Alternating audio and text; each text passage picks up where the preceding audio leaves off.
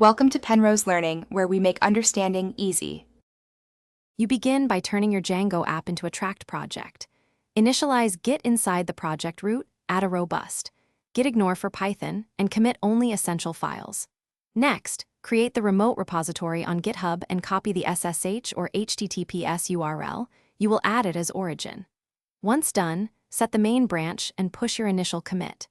This ensures the code history is preserved and remote collaboration is ready from the very first step. Now you organize development. Create a feature branch for each task and never work directly on main.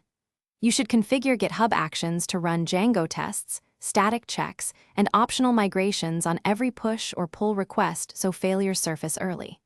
When your feature is ready, open a pull request for review, address comments, and prefer squash or rebase merges to keep history readable. Make sure to include a clear PR description and link to any issue so reviewers understand the why and the how.